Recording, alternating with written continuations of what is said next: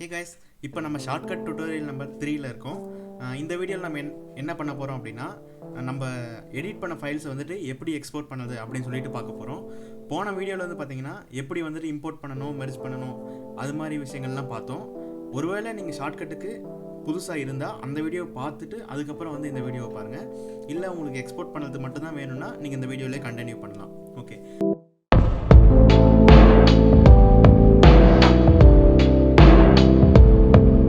இந்த வீடியோ வந்துட்டு போன வீடியோட கண்டினியூஷன் தான். ஸோ அதே ஃபைலை வந்து நான் இப்போ எக்ஸ்போர்ட் பண்ணி காட்டுறேன். ஓகேவா? இப்போ வந்துட்டு ஃபஸ்ட்டு இது எக்ஸ்போர்ட் பண்ணணும் அப்படின்னா மேலே வந்துட்டு பார்த்தீங்கன்னா எக்ஸ்போர்ட் அப்படின்னு சொல்லிட்டு ஒரு ஆப்ஷன் இருக்கா, அந்த ஆப்ஷனை கிளிக் பண்ணிக்கோங்க.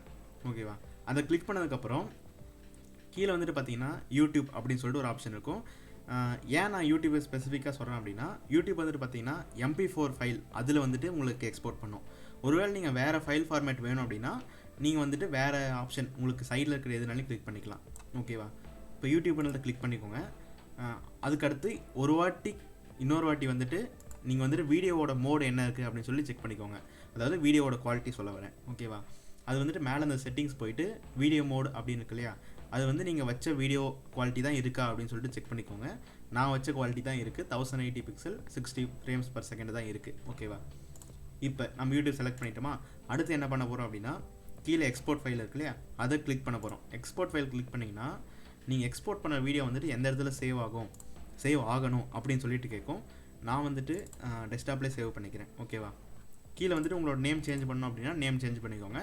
நேம் சேஞ்ச் பண்ணிவிட்டு சேவ் அப்படின்னு ஒரு ஆப்ஷன் கொடுத்தீங்க அப்படின்னா உங்களுக்கு வந்துட்டு ரெண்டர் ஆக ஸ்டார்ட் ஆயிரும், அதாவது எக்ஸ்போர்ட் ஆக ஸ்டார்ட் ஆயிரும். இது வந்து நான் எங்கே பார்த்து தெரிஞ்சுக்கிறது அப்படின்னு கேட்டிங்கன்னா, சைடில் வந்துட்டு பார்த்தீங்கன்னா ஜாப்ஸ் அப்படின்னு சொல்லிட்டு ஒரு காலம் இருக்கும். இது இல்லை அப்படின்னா மேலே வந்துட்டு பார்த்தீங்கன்னா இதே ஆப்ஷனில் லாஸ்ட்டில் இருக்குது பாருங்கள், அந்த ஐக்கானை கிளிக் பண்ணிங்க அப்படின்னா இந்த டேப் வந்து ஓப்பன் ஆயிரும்.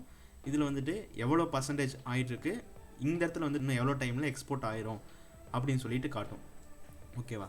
சரி, இது கொஞ்ச நேரத்துக்கு முன்னாடி பார்த்தீங்கன்னா ரெண்டர் அப்படின்னு சொல்லிட்டு ஒரு வேர்டு யூஸ் பண்ண இல்லையா, அந்த ரெண்டர் அப்படின்னா என்ன அப்படின்னா, இப்போ வந்துட்டு இந்த இடத்துல பார்த்தீங்கன்னா இங்கே ஒரு வீடியோ ஃபைல் இருக்குது, இங்கே ஒரு வீடியோ ஃபைல் இருக்குது, இங்கே ஒரு வீடியோ ஃபைல் இருக்குது, அதுக்கு கீழே மியூசிக் ஃபைல் இருக்குது. இப்போ இந்த இடத்துல நம்ம ப்ளே பண்ணோம் அப்படின்னா இது எல்லாமே ஒரே ஃபைல் மாதிரி தான் ப்ளே ஆகும் இல்லையா. அதுவே இப்போ நம்மளுக்கு தனியாக வீடியோ வேணும் அப்படின்னா இதெல்லாம் ஒரே ஃபைலை நம்ம வந்துட்டு மெர்ஜ் பண்ணணும் இல்லையா. ஸோ இந்த ரெண்டர் அப்படின்ற ப்ராசஸ்னால் எல்லா ஃபைலுமே ஒன்றா மெர்ஜ் ஆகி உங்களுக்கு ஒரே வீடியோவாக கிடைக்கும். ஓகேவா? அதை ரெண்டர்னு சொல்லுவோம், இல்லைனா எக்ஸ்போர்ட் அப்படின்னு சொல்லுவோம். ஓகேவா? இப்போ வந்துட்டு இந்த இடத்துல 100% முடிஞ்சிச்சு அப்படின்னா நம்ம வீடியோ வந்துட்டு எக்ஸ்போர்ட் ஆயிரும். அது வந்து நம்ம எந்த இடத்துல சேவ் பண்ணி வச்சுருக்கோமோ அந்த இடத்துல போயிட்டு பார்த்தோம்னா அந்த வீடியோ ஃபைல் இருக்கும், அதை எடுத்து நம்ம யூஸ் பண்ணிக்கலாம். ஓகேவா?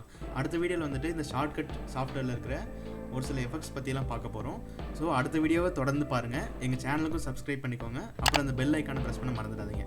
அப்போ தான் அடுத்த வீடியோ அப்லோட் பண்ண உடனே உங்களுக்கு நோட்டிஃபிகேஷனாக வரும். எல்லாருக்கும் முன்னாடி சீக்கிரம் பார்த்து அது என்னன்னு சொல்லி நீங்கள் தெரிஞ்சுக்க முடியும்.